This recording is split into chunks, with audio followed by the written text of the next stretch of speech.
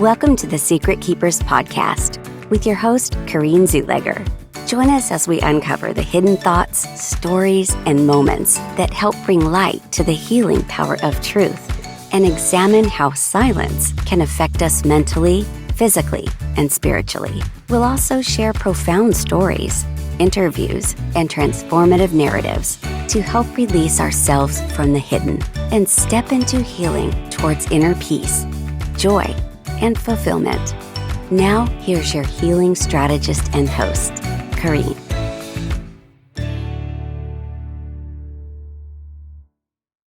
Hello, and welcome to the Secret Keepers podcast.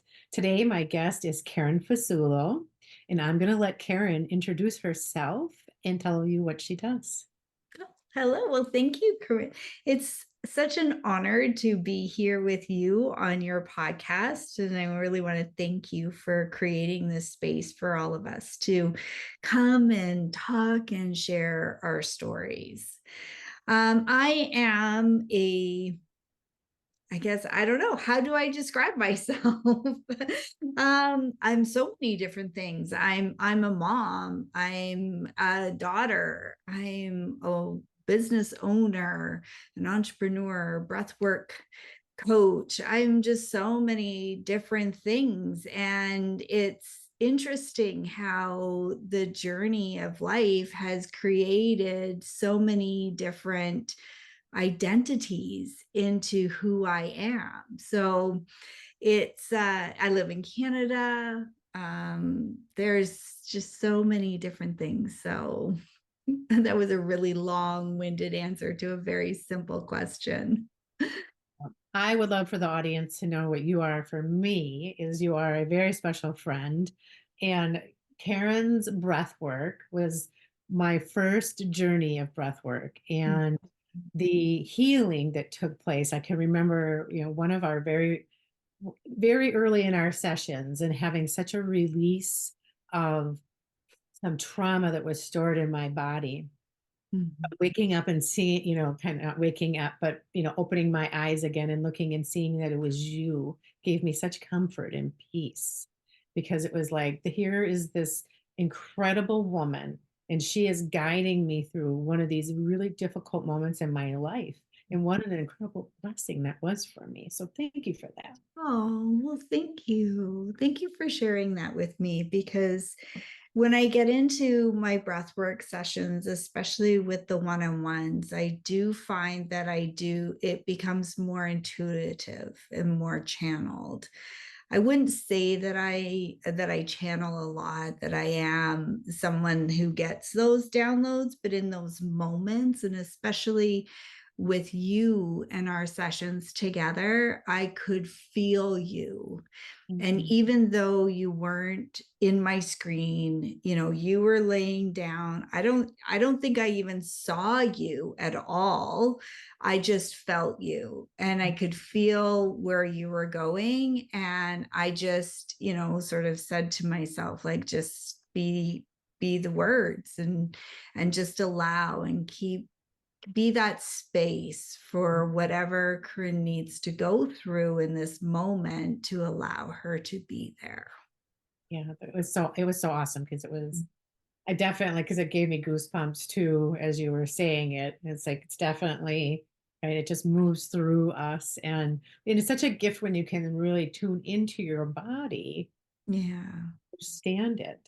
Um, so I just would love to hear a little bit about you, and maybe some of the things that you have as a mom, as a woman, as an entrepreneur, some of the things that you maybe have come across that have set you down a certain path in life. Oh my goodness. I feel like if I have to really think back into it, I've always questioned like life, existence, what makes us here, what brings us here, and what is that journey that we're all on. And I think that just being in that space of questioning actually put me through a lot of uncertainty, because the people around me weren't talking that way. So I kind of thought I was a little bit crazy. And that led me into more of controlling. So, I can't think this way. I can't allow myself to dream. I need to become more focused. I need to become more driven, and I need to go. And this is what I'm supposed to do.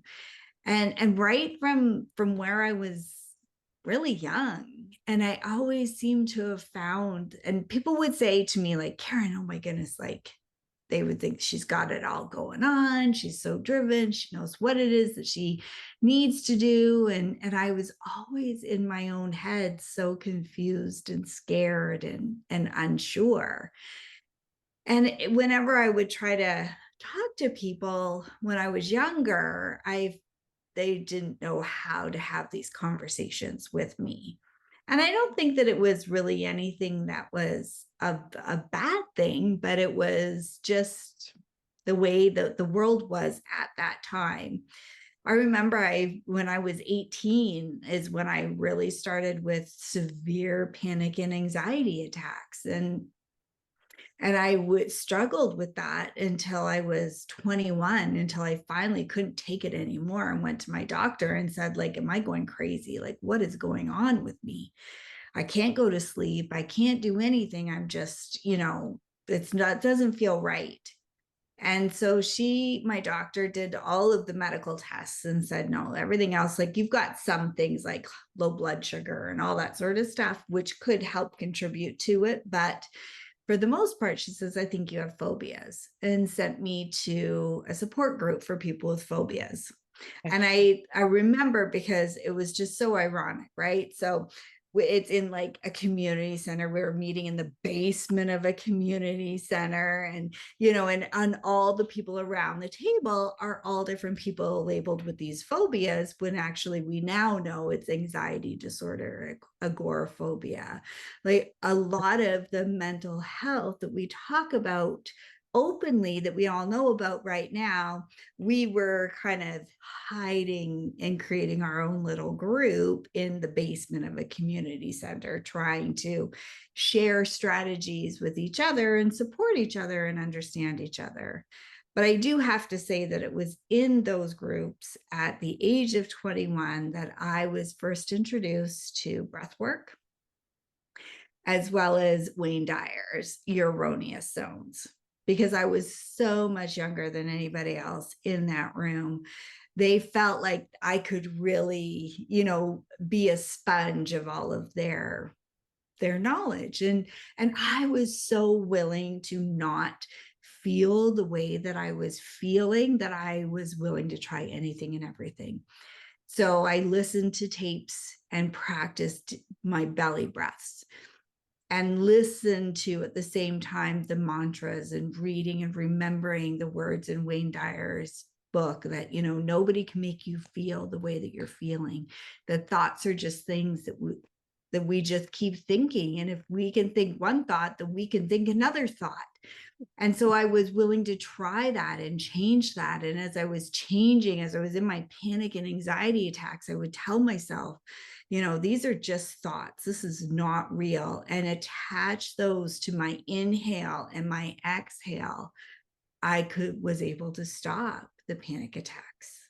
And then I was able to reprogram the way that I was thinking, that I was not crazy, that I was not, silly, that I was not dying, that there wasn't anything majorly wrong with me, that I was lovable, that I am worthy, and these are all sort of things that come and go. But in that moment, that's where I was able to really feel the power of healing, of breath work.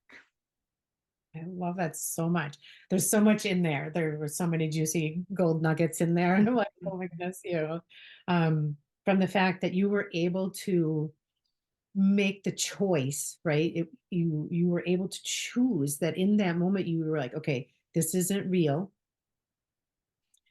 And I can make another choice. I can choose a new thought. To Wayne Dyer, absolutely one of my favorites, and I love his teachings.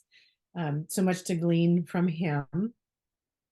And most of all, I love that you were able to say, you're looking around at this group of people, and you all recognize that with awareness, you can choose something different, right? And so, you perceive the world as one way, then all of a sudden you're getting some awareness, it's waking up inside of you. And now you're like, I can make another choice. I can choose a new thought. I can be the one to run the show instead of whatever little voices in my head telling me otherwise. And that's so beautiful, Karen. Thank you for sharing that. Wow, that's great. And I think too, if I didn't learn the two at the same time and pair the two together, I don't think I would have had the same result. I really truly believe that it comes with changing thoughts, because if anyone has ever experienced a panic attack, it's real.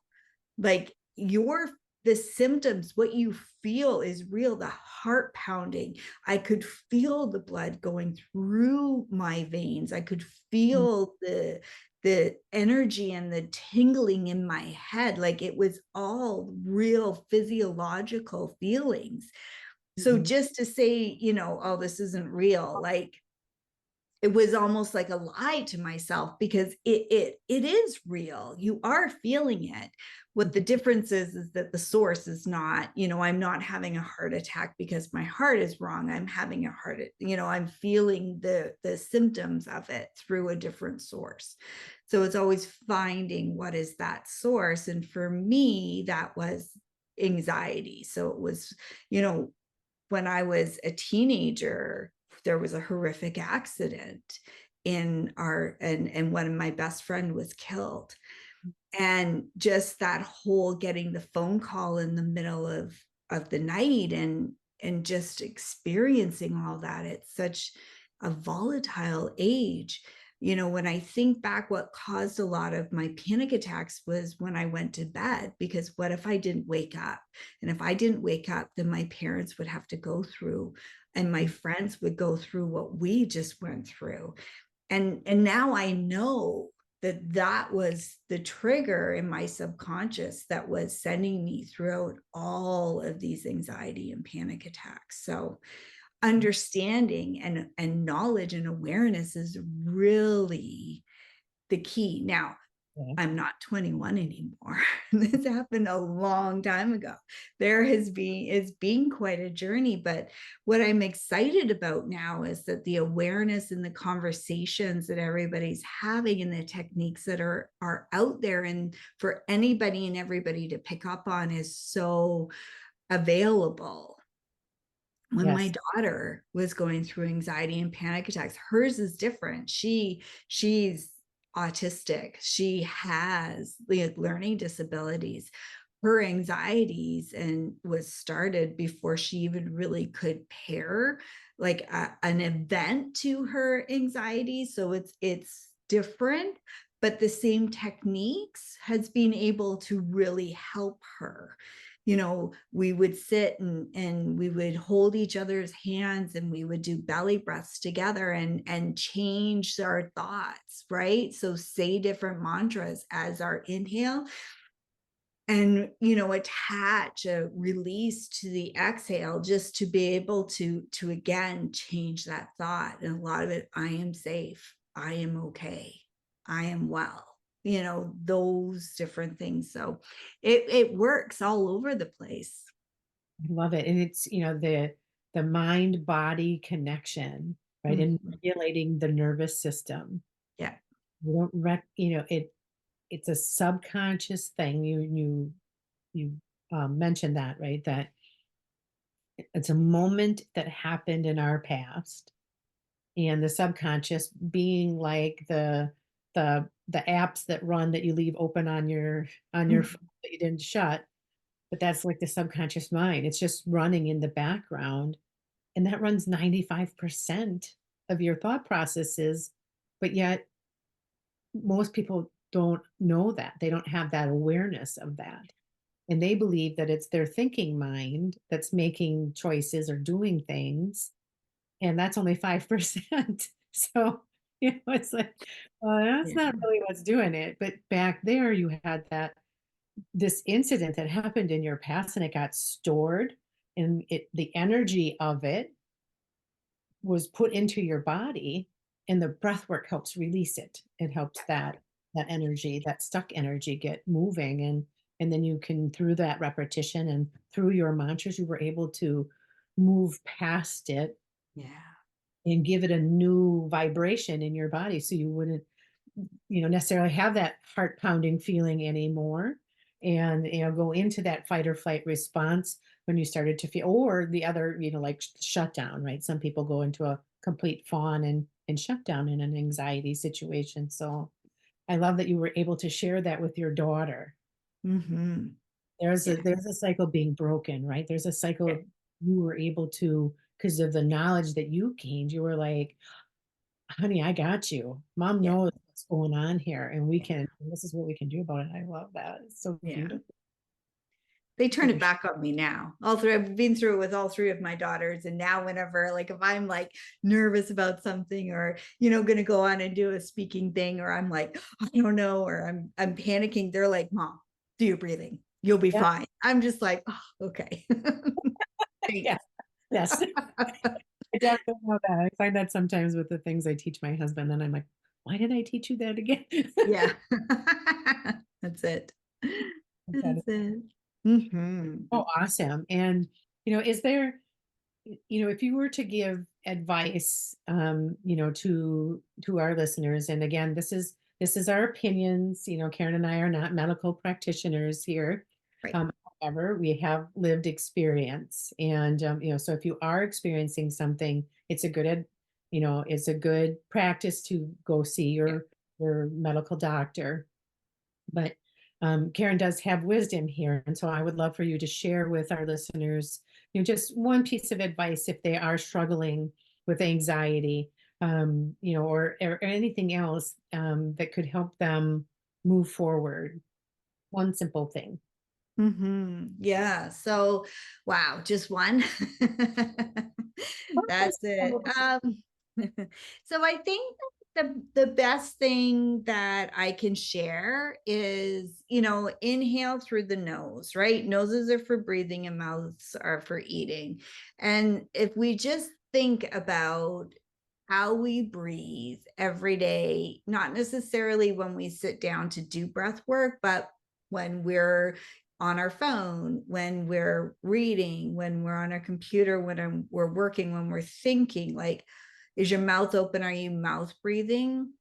Or are you nose breathing? And the reason why is because, going back to the fight or flight and really deep down in our subconscious, is that one of the triggers for our body to release that cortisol is, that inhale through the mouth, right? Mouth breathing.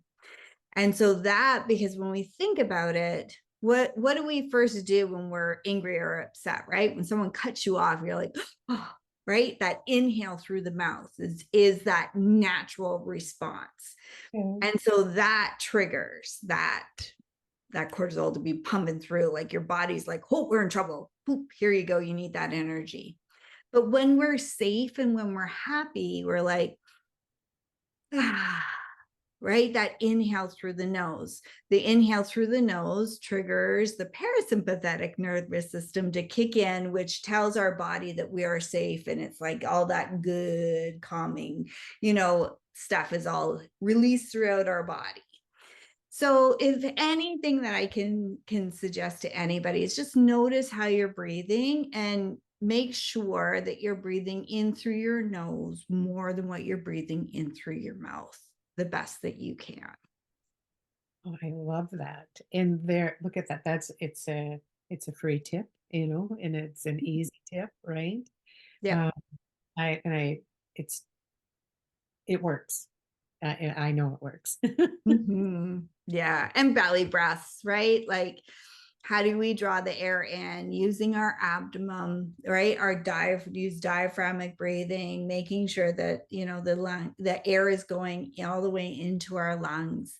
really encouraging, deeper breaths, even at resting, right? So again, not necessarily while you're doing a breathwork session, but just in your everyday.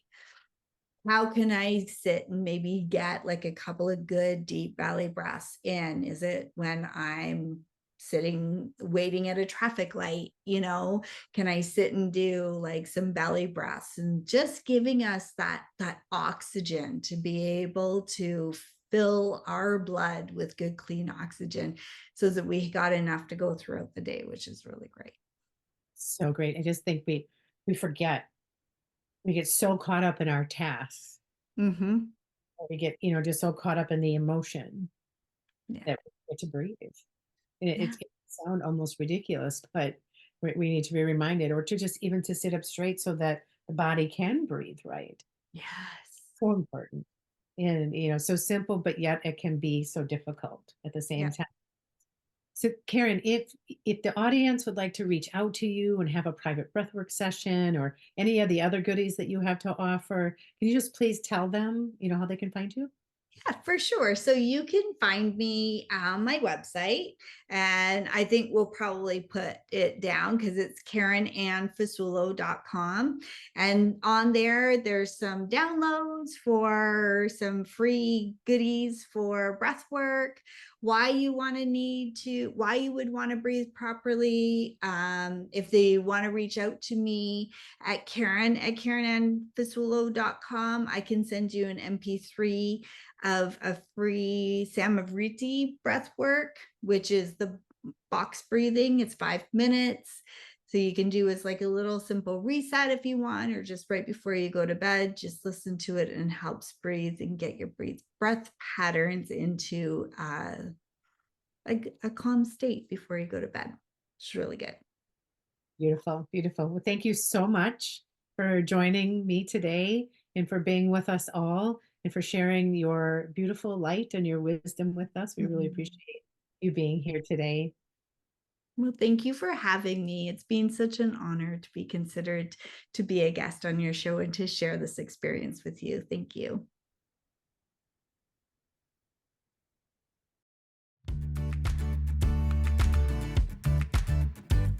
Thank you for joining the Secret Keepers podcast. If you found this episode helpful, please give us a like and follow so we can invite you back. And if you just want more, visit KarenZuleger.com. Remember, you're not alone.